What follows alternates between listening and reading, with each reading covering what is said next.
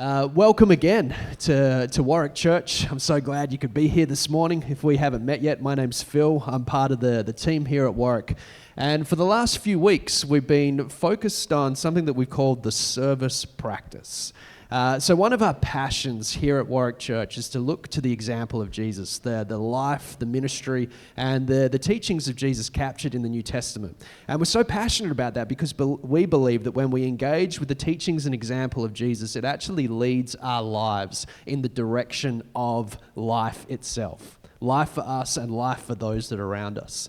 And one of the wonderful things about Jesus is that he came not to be served as the Son of God, but he came to serve.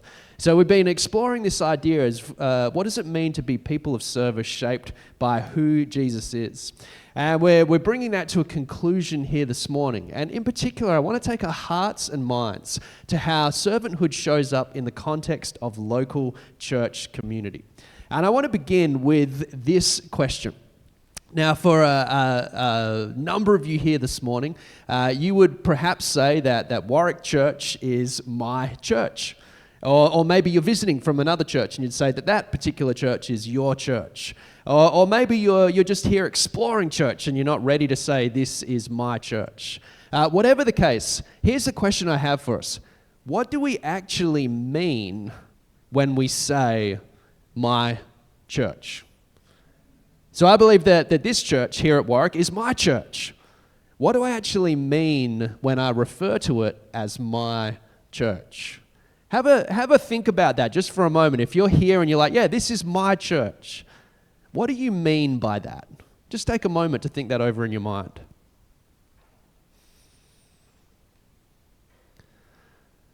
So there's two other things in my life that I would refer to as being mine. One is my gym, and my gym is Revo. Any Revo members here this morning? Anyone go to another gym? Also great. And so here's another expression of something that is mine. It's my gym. It's my gym community. And there's a couple of things about my gym that kind of draw my attention. Number one, that I've made some kind of a commitment to my gym, primarily because of the belief that if I go to my gym, it's going to benefit my life somehow. That it's actually going to make my body healthier, which maybe will spill over into some mental health benefits, that maybe I'll live a little bit longer, I'll be a little more healthier, I'll be a bit more able to play team sport a little bit longer. But basically, I've got this value proposition, really focused on self, that if I go to the gym, if I show up into that gym community, there is going to be a benefit for my life that's really just defined in the zone of self. Anyone following me so far? That's kind of how a gym works. I believe that there's a benefit, and I believe that it's specifically focused on me and who I'm becoming. So it's generally a self-focused value proposition. And the other cool thing about the gym is it's 24 hours. Now, when I was a kid, we didn't have 24-hour gyms. And when those launched, I was like, this is amazing. I've got a key card. I can just show up whenever I want. And by virtue of that, I can also bail whenever I want. I can go to the gym when it fits my schedule. You know, I was thinking probably in the last 12 months, there's probably been 100 times where I've intended to go to the gym on a particular day and I don't end up going. Is anyone else like that? You as well? I find that hard to believe. So I have this intention to go because I believe there's this value proposition for my life, but sometimes the day just gets a little crazy. It doesn't quite fit into my schedule. It's a little bit difficult. And so I say, it doesn't matter. I'm the only one suffering if I don't go, so I just don't go. And then I also kind of think that if I'm going to this gym community, there's a fee attached to that as well. So there's certain things that I expect, certain things that I think as a gym member I'm entitled to, that the equipment should work, that the air conditioning should work, that the trainers should be motivating. And if the trainers aren't motivating enough, and if the equipment's a bit run down, I'll probably stop going to that gym. And I might even explore membership in a different gym community somewhere else. But I can disengage and engage as long as I feel like it's meeting the vision that I have defined by that self-improvement. Now, that's one way that we can begin to think a little bit like having a church. That this is my church. There's some benefits for self. And in fact, I'm not even speaking that in a negative way, because there's some real truth to that if we engage in church community, it is going to benefit us and our journey of life in the place of the soul and the spirit. That it's actually going to bring benefit to our lives. But there's another way to look at it as well. So I have a church. This is my church. I love my church. I have a gym. I actually love my gym as well. And I also have a basketball team called Project 80s. And as you can tell by the name, it's a high-level competitive team. And we're all in our birthdays are all in the 1980s, which is becoming less and less of an athletic positive as the years go by. But I also have my basketball team. And my basketball team, similar to my gym, has some benefits for my life. I'm running around, I'm jumping, I'm playing defense, I'm getting a good cardio workout. It's benefiting my physical body. But there are some differences as well. That the purpose of that team goes beyond just myself. That I actually have a shared purpose with my team. Even if it's as simple as winning games of basketball, I have a shared purpose, a shared commitment, and a shared community. You know, I mentioned that my gym, there's probably been 100 times in the last year I've intended to go and haven't gone because I just didn't feel up to it. You know how many times I haven't shown up to my basketball team in the last year? Never. Actually, there was one time I was crazy sick and I organized a fill-in myself. Yeah, right. Everyone playing team sport, you're like, way to go. Got your own fill-in. You're taking responsibility. But here's the thing. In that team sport setting, there's a shared purpose. It's not just about who I am and how it benefits me. There's actually a shared commitment. Do you know there's 2 guys on my basketball team that I played with for 20 years straight?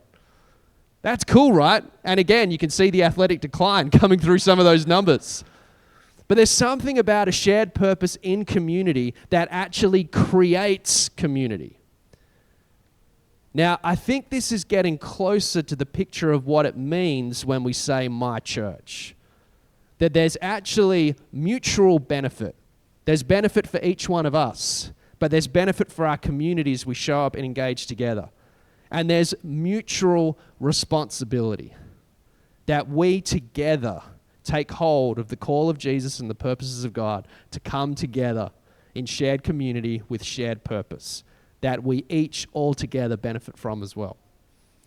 You know, that's to me a cool picture of what it means to say, this is my church. Not my space that I'm going to go and receive personal benefits for myself, although I believe that's true, but it's more than that. It's a place where I can contribute into a community that mutually benefits one another. That's what I think it means to say, this is my church. And of course, the concrete expression that differentiates the two is, am I willing to be a person of service, to contribute? You know, I want to take you to a verse from Matthew 10, verse 39. And it's one of the great teachings of Jesus that feeds into this idea. And Jesus says this, whoever finds their life will lose it. And the picture that Jesus is describing here is a life purely focused on the pursuit of self. A life purely focused on self-optimizing who I am and who I can become. A life purely focused on me and just my household and the people closest to me. Jesus says if that's your whole focus for life, you're going to find that the paycheck of that kind of focus comes up short to what you're expecting. He says you'll lose it. And he says rather whoever loses their life, and really key, the distinctive here, for my sake, will find it. And the idea is whoever's prepared to lay down something of who they are for the sake of who I am, Jesus, and my kingdom, that's when you truly find fullness of life, wholeness of life, this picture of life that Jesus intends for each and every one of us. And I believe service is right at the center of this. So here's a second question for the morning. It's to say, who or what are we serving? There's a wonderful passage of scripture in Joshua, who's one of the great characters of the Old Testament. And to locate his story for a moment, we have Moses that leads God's people, Israel, out of Egypt into the wilderness, not quite the promised land that was coming. And then Moses has a successor named Joshua. And Joshua leads the people of God after Moses, and it's under his leadership that they actually step into the great promised land that's defined their people for generations. And Joshua is able, with the grace of God, to lead his people into the promised land. They take possession of it.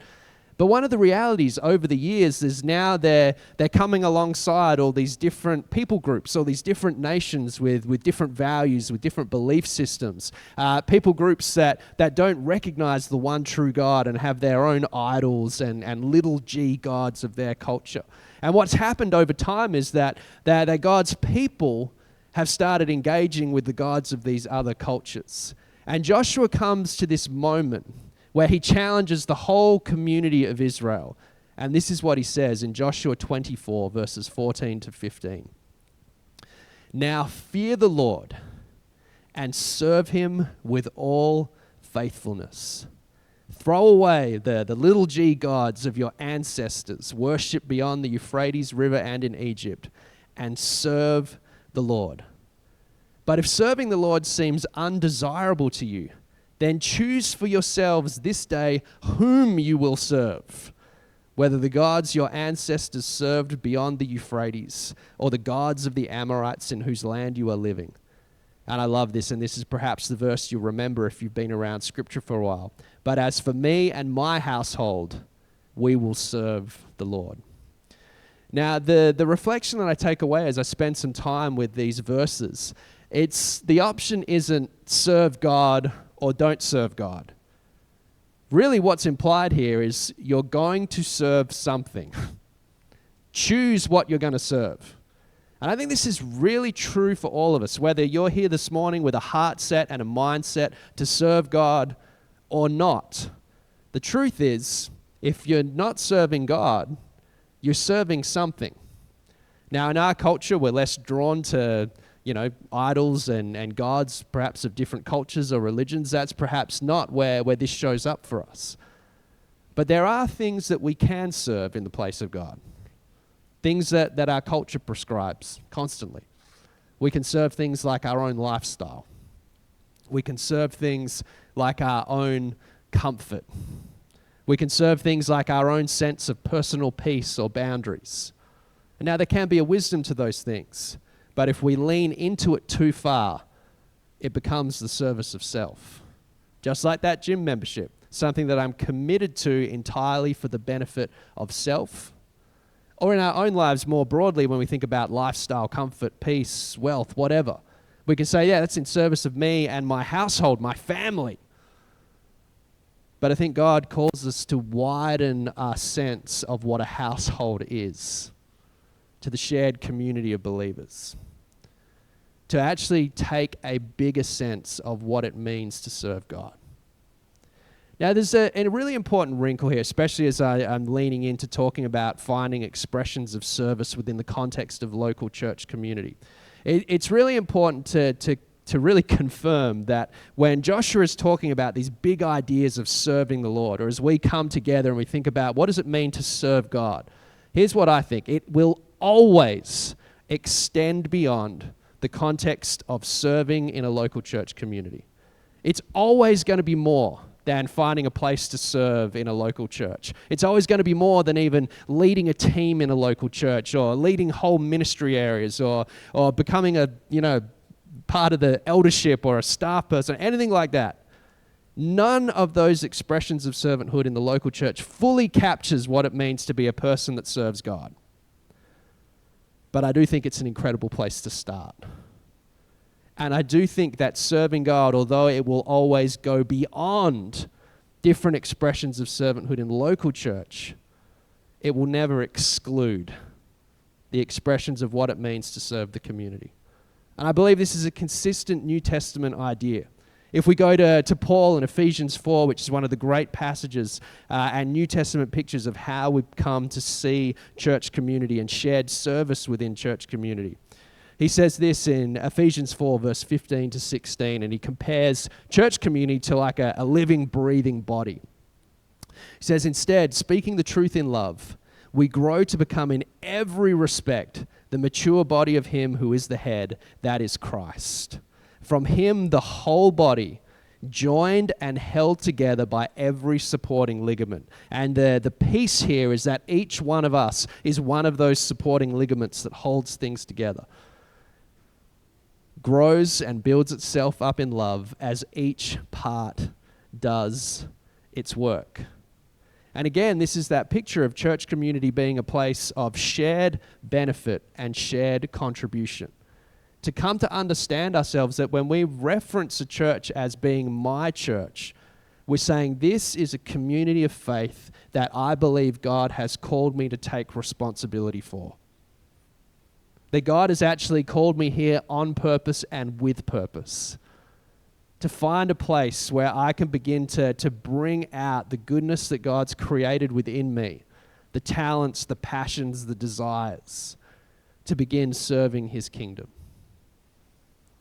You know, I heard this incredible story this week as we've been focusing on the practice of service.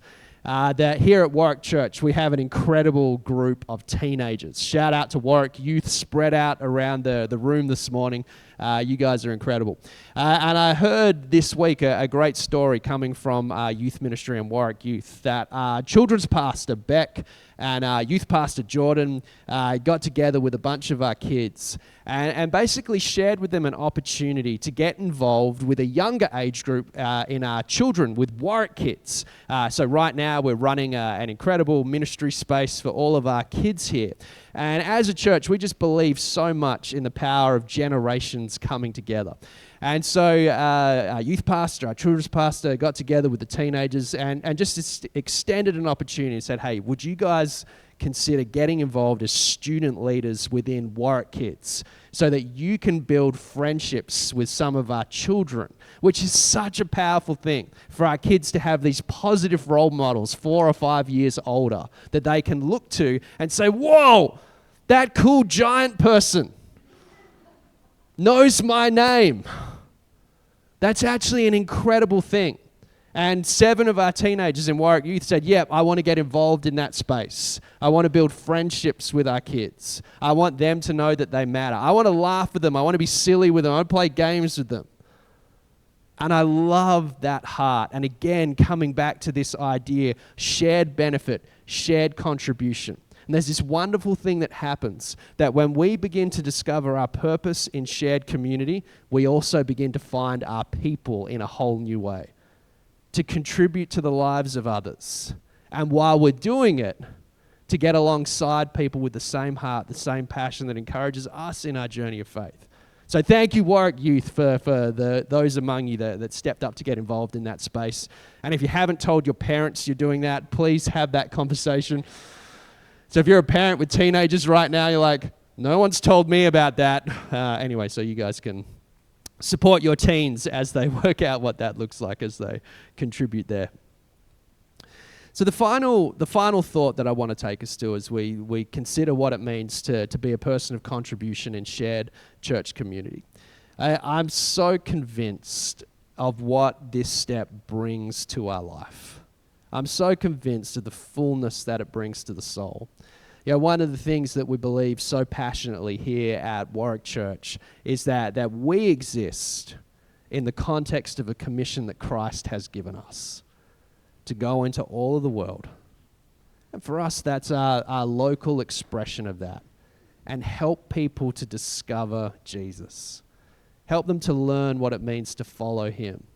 You know, our vision statement here at Warwick Church is to help people find and follow Jesus as we create community with Christ at the center. That's built on the Great Commission of Christ in Matthew 28:18. So here's the wonderful thing about serving in shared church community. You might be a person that, like me, you hear those words of Jesus to go into the whole world. Let people know about the goodness of who I am. You're like, that can seem overwhelming.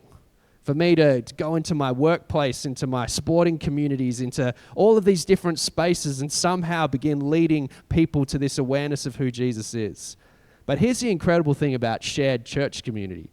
It creates a context for us all to contribute to the Great Commission of Christ. So you could be doing something seemingly insignificant, and I hope you don't think it's insignificant for long.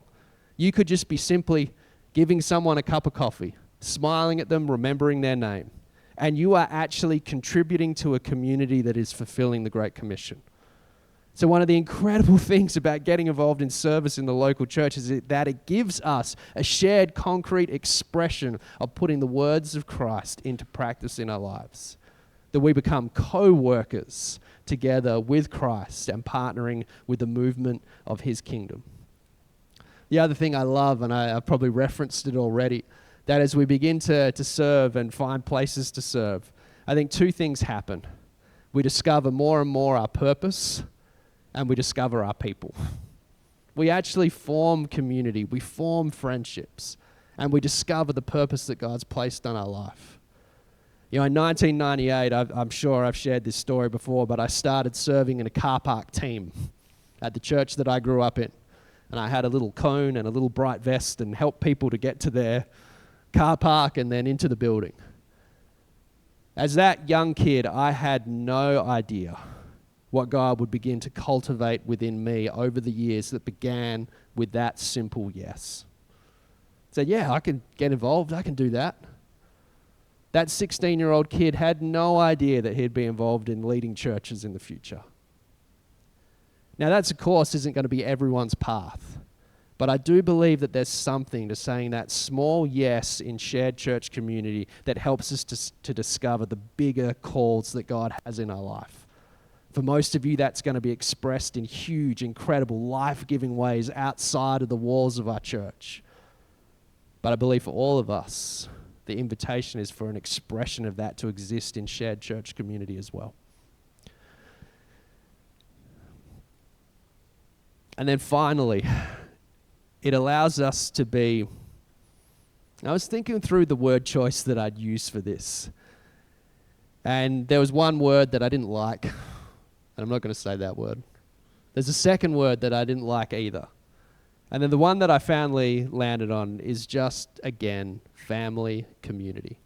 That we actually get to come together to be a family that makes a difference in the world.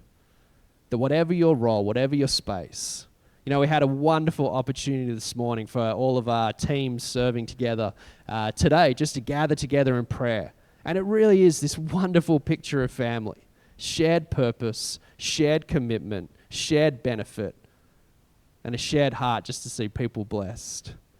That as we come together with that kind of attitude, life just flows within and through and to the benefit of others. So here's where I want to finish this morning. I guess you've hopefully picked up my heart that I'm just such a believer in serving and contributing in contexts just like this one here at Warwick. And for a lot of you found a place to serve. You're contributing. Did you know we have almost 100 people serving in different roles connected to our Sunday services or other spaces throughout the week, whether it's Warwick 55s or youth ministry, all kinds of spaces, which I think is an incredible and an amazing thing. But really my heart is for everyone to have an opportunity to find their place to contribute. Not because we've got a whole bunch of jobs that need to get done. Actually, the furthest thing from that. It's because I believe that there's something in finding your part to play that brings a deeper sense of life, community, and contribution. So we've been working on this thing called First Serve. And the idea of this is just to explore the practice of serving. And this is a framework that we love for all of the practices that we focus on different times. It's just to explore what this can look like. So First Serve is an opportunity to say, you know what? I don't know if I want to commit to this long term. I don't know exactly what it means to get involved in this team or that team or join the cafe space or the kids space. But I do know this. I want to explore it. I want to just explore finding my place and not just finding a job to do, but finding a place where I can come alive in a certain context of ministry. So First Serve is just about saying, you know what? I'm going to try this. I'm going to explore this. I'm just going to have a go. I'm going to get in there. I'm going to meet some people. I'm going to be a part of doing something cool. And so the opportunity is to say, yeah, I'm going to do this for one Sunday, for one day, just to explore this. So if you're in a space where you haven't found a place to serve, and that's something you'd really love to do, I want to encourage you this morning to do one of three things. First one, is there a QR code behind me? You can get your phone out right now, and you can scan that QR code. And that'll take you to a digital form that will give you an opportunity to explore finding a place to get involved with this first serve idea. And actually, we're going to do it all together on June 7th. So the idea is that we can all have a bunch of fun, getting involved in some new spaces, serving together. But of course, as well, if you're away that Sunday, that's not the only opportunity. We'd love to help you to find another time, another space where you can do that. And also, I should mention, if you don't like QR codes, we've got some print forms at the table under the little next step box there. You can take one of those, fill it out. Or if you're the kind of person that would just love to talk to someone, we've got a table in the cafe. Em's going to be there as well as Beck, and they'd love to have a conversation helping you to discover a place where you can contribute and be a part of this as well. So I just really want to invite you to come and explore this, to say, you know what, I'm going to give this a go. Maybe it's something you've explored in local church contexts before and it didn't go well. Come and have that conversation with us. Tell us the pain that was caused and what went wrong and how we can serve together in a place of health. Or maybe you've never done it before, and this is just an exciting opportunity to realize that you have a part to play, and we want you to play your part. So do one of those three things. Scan the QR code, take one of the forms at the back, or go and have a conversation. And in particular, if you're someone that likes a little bit more direction, I've got three quick ideas for you of some ways that you can get involved in some different spaces. I'm going to start with the highest bar of commitment, but also, I think, such an opportunity for incredible fruit. And that's someone, if you think that you've got the capacity and gifting to serve in any of our generational age groups, so getting involved in Warwick Kids. If you're someone like, I'm inspired by our teenagers, I've got a part that I can play in that space. I'd love you to think about that, have a conversation with Beck in particular at the table and explore what that can look like. So this is for you if you're like, I'm in, I want to do this, give me a bit more guidance, Phil. That's option one.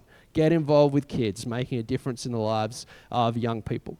Here's another one. We're wanting to create another space as an extension of our hospitality team. So our hospitality teams is our welcome team that greets people, helps people to get in and get known and find community. And our cafe teams there that serve coffee and do all wonderful things like that to create hospitality. But there's another dimension to this as well, which is actually creating the space. And this is perhaps a space for people that, and I say this in the kindest way possible, you don't really want to talk to a whole bunch of people. You just want to quietly contribute and just get stuff done that's going to serve people powerfully in a way that doesn't require you to sit down and have a conversation with them. And that's okay. And we have a space for you. So we're developing into our hospitality team what we're going to call our service team, which is basically just preparing spaces for people, setting up the space on a Sunday so that people can come and experience community. It's actually creating the physical space to create community, which is really important as well. So if you're someone that maybe you don't want to spend too much time with people, but just meet a crew of people that you can journey with, because look, people are good. For those of us that have a resistance to spend any time with people, we need to work through that a little bit, but I'm also not going to force you to sit down and have long conversations with everyone. So that's a great space.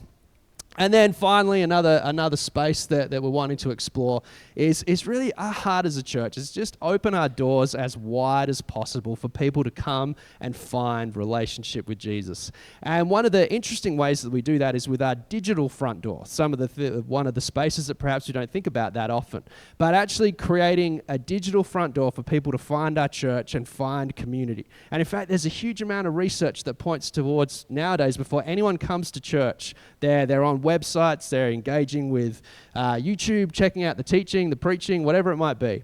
And so we want to launch as well a new wing of our production team. And in particular, if you're interested in cameras and creating experiences for people to engage in worship online through the week, it's great for serving people who are too unwell to come or are traveling or whatever it might be. But also, it actually creates that digital front door for people to come in and come to church with just like shedding off some of that anxiety. Because when they can see the place through the camera, they're like, oh yeah, I understand the space that I'm stepping into.